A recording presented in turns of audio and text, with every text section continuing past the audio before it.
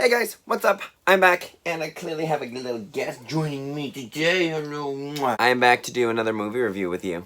Yes, I am. And you know what? Stop it. Today's movie review is going to be for none other than Disney's The Lion King, the remake.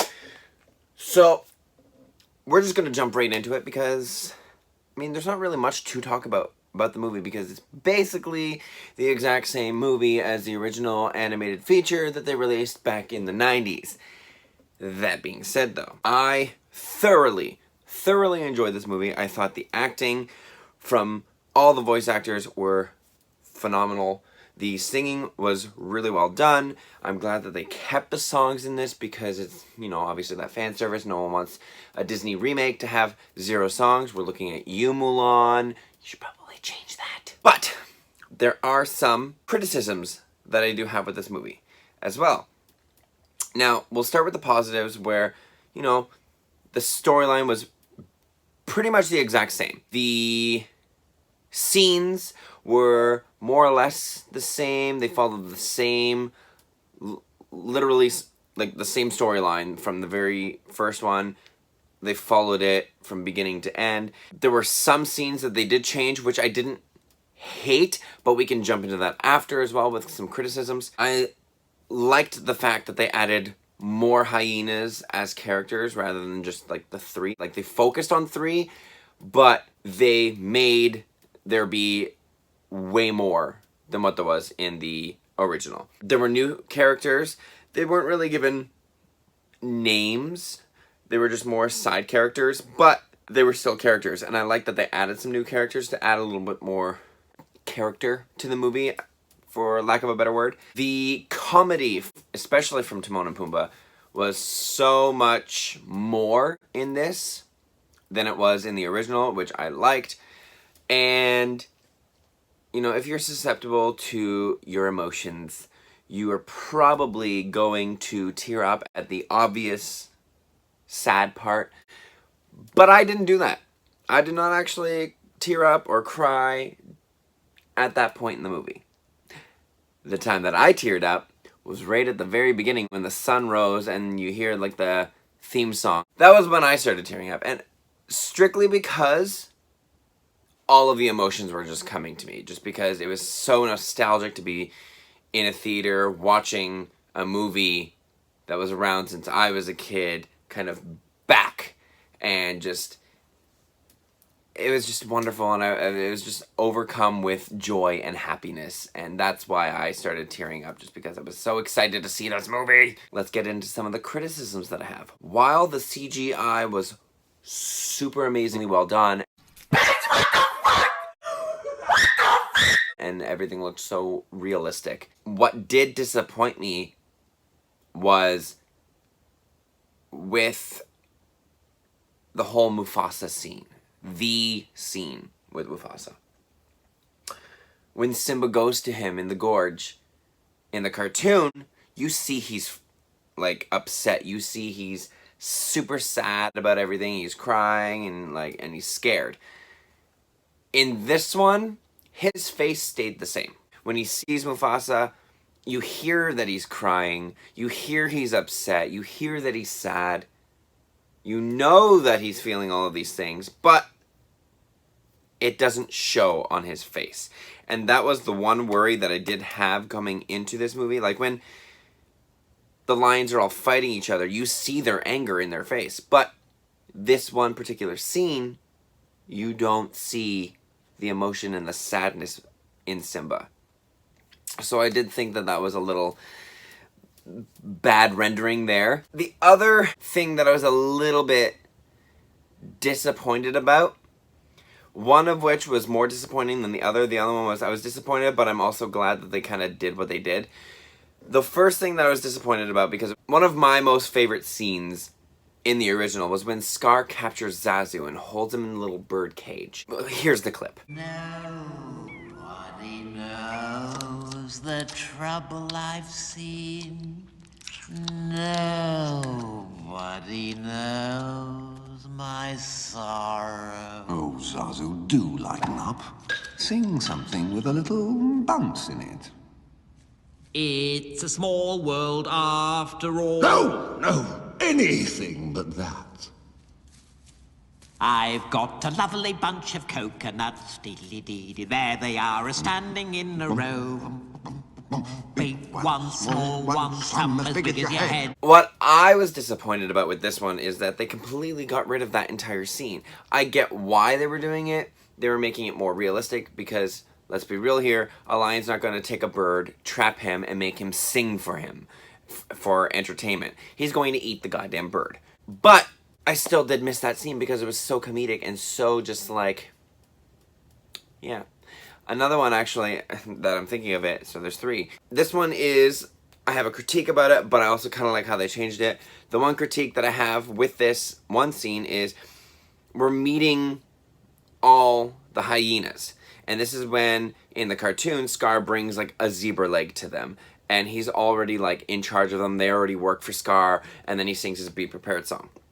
In this, Scar doesn't actually lead them, and the hyenas are all on their own, and they kind of, this is the moment where they team up. This is the point, like, it's still his Be Prepared song, which is not really a song, it's kind of like a sing-songy speech. But he doesn't bring them, like, a piece of an animal. He's not already ruling them, they're not already following him. You have Shenzi, who was Whoopi Goldberg's character in the original, is now the leader of all the hyenas, and she's just like, we don't listen to lions. We need to, you know, like, we're on our own. Why should we follow you? And then Scar kind of like explains his big plan that he wants to do to them. So that's the moment where they teamed up. So I did like that, but the one part in that from the original that I missed was when Shenzi and, I can never remember the other one's name. I always remember Shenzi and Ed, whose name they changed. Everyone's changed in the remake. But the two hyenas, it was Shenzi and the other one, when they were saying Mufasa's name, and it was like activating Shenzi's like tickle function inside of her. Oh, Scar, it's just you. You were afraid it was somebody important. Yeah, you don't like Mufasa. Yeah. I see. Now that's power. Tell me about it. I just hear that name and I shudder. Mufasa. Ooh. Do it again. Mufasa. Mufasa, Mufasa, Mufasa. Ooh, it just tingles me. I'm surrounded by idiots. I love that scene, and they got rid of that too, so I was like, whatever. The other critique that I have, that I understand why they got rid of it, because again, not realistic, but I like how they kind of changed it, was when they leave the space. Okay, bye. When Simba runs back towards Nala after she leaves, after trying to get him to come and help and get rid of Scar and everything. And then Timon and Pumbaa are there, and they're coming up with this big plan to kind of like take back Pride Rock. And they're looking for a distraction, and then it turns to Timon and Pumbaa wearing like hula skirts, coconuts for bra. Pumbaa has like an apple in his mouth, and he's singing like a luau song. And then they all run. While that part was funny, I was really expecting to see that. So don't go into this movie expecting to see this. Luau! If you're hungry for a hunk of fat and juicy meat, eat my buddy Pumbaa here because he has a treat. Coming down a dine on a Stacy's swine. All you have to do is get in line. Ah, you ate it? Yup, yup. Oh, some bacon. Yup, yup, yup. He's a big pig. Yup, yup. You can be a big pig too. Bang! Because it's not there. They still do the distraction. They still sing a song. But it's not one that you're going to go in expecting. It's not one you're going to be able to guess like that. Because when it happened, I was just like, oh my god. I love that they're doing this because it's perfect. It was a perfect change. And they also changed something with the Hakuna Matata song, which I won't spoil because it was funny, and just like the banter between them. And I love Billy Eichner as Timon. He is the most exuberant, flamboyant, stereotypical gay-sounding animal now inside this movie, and I was living for every moment of his sass and sarcasm and wit and banter, and I loved it. So if you haven't seen the movie, I strongly encourage you to go and see this movie, because it is going to bring you all of the feels all over again. It's going to bring back all that nostalgia. It's going to... You're not going to be disappointed. If you are, then I don't know why you went in the first place. Is the original a classic? Absolutely. Is this one taking away from that? Not at all. It doesn't add really anything to it. As I said, it does change things. Some things are for the better. I respect a good amount of change, just because you don't want to make it cut and paste like the original. You don't want that. You need to change it up a little bit. But it's still The Lion King, and that's why I'm not shying away from any spoilers, really, in this, because you've seen the movie. It's the same movie. The huge changes that I know people are going to go in and expect, I'm telling you right now, they're not there. But small changes that either add to plot points or, you know, are just for comedic purposes only, I'm not going to tell you, because I don't want to ruin the laughter or the moment. It's a good movie, and you need to go watch it. And with that, I'm giving this movie an A-, because it is really, really good. I love it. As soon as it comes out, I'm getting it, because I love it. Go see this one. Go enjoy some time. And if you're still a little weary, just go on a cheap night when tickets are like half price. If you're still weary about it, you won't regret it.